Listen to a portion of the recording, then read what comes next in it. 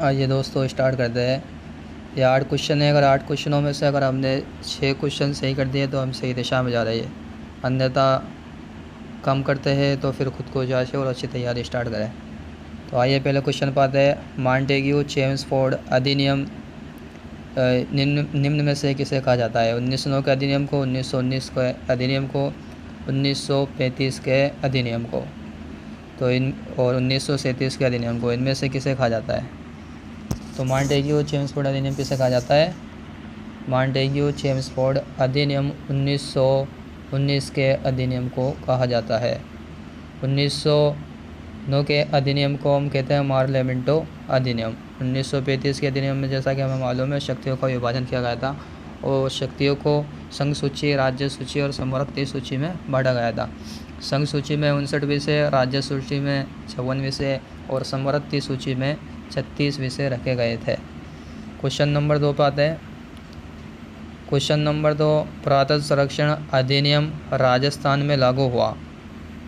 तो राजस्थान में कब लागू हुआ?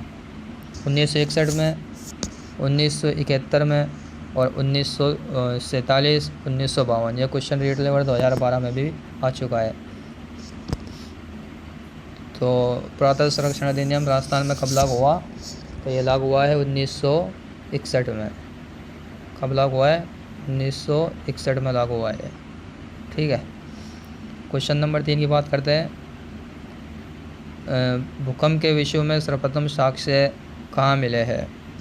तो भूकंप के विश्व में सर्वप्रथम साक्ष्य कालीबंगा, लोथल, मोहनजोदड़ो और हड़प्पा।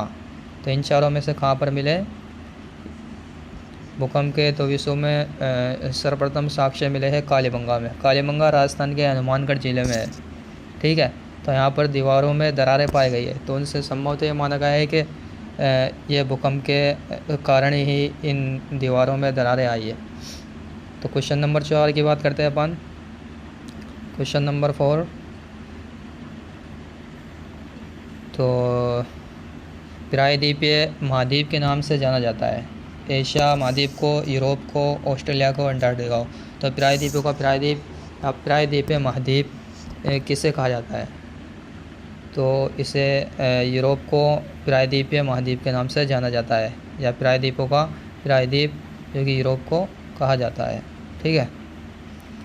क्वेश्चन नंबर 5 की बात करते हैं। भारत का प्रथम राष्ट्रीय उद्यान है। तो जिम कॉर्बेट, दुधवा, कान्हा, सुंदरवन। तो इनमें से भारत का प्रथम राष्ट्रीय उद्यान है। तो भारत का प्रथम राष्ट्रीय उद्यान है, कौन सा है? Jim Corbett. जिम कॉर्बेट कहाँ पे है? ये उत्तराखंड के नैनीताल में है। तो भारत का प्रथम राष्ट्रीय उद्यान जिम कॉर्बेट है। कौन सा है भारत का प्रथम राष्ट्रीय उद्यान? Jim Corbett. क्वेश्चन नंबर 6 की बात करते हैं। नीलगिरी की पहाड़ियों से लेकर हिमालय तक के बीच में सबसे ऊंची चोटी है। नीलगिरी की पहाड़ियों से लेकर हिमालय तक के बीच में सबसे ऊंची चोटी है, तो कौन सी है? पंचमढ़ी, बेमे कंचनजंगा, गुरु शिखर, शेर।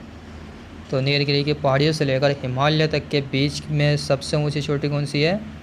सबसे ऊंची चोटी है गुरु शिखर। कौन सी चोटी है? गुरु शिखर, याद रहेगा। नीलगिरी की पहाड़ियों से लेकर हिमालय तक के बीच में सबसे ऊंची चोटी है, कौन सी है? गुरु शिखर। विश्व की सबसे ऊंची चोटी कौन सी है? तो विश्व की सबसे ऊंची चोटी है माउंट एवरेस्ट। किस नदी से इंदिरा गांधी नहर को निकाला गया है? तो यमुना, सतलज, गंगा, बनास। तो किस नदी से इंदिरा गांधी नहर को निकाला गया है, जिसका पुराना नाम राजस्थान नहर था, जिसे 1982 के समथिंग, शायद 1982 के समथिंग इसका नाम इंदिरा गांधी नहर कर दिया गया।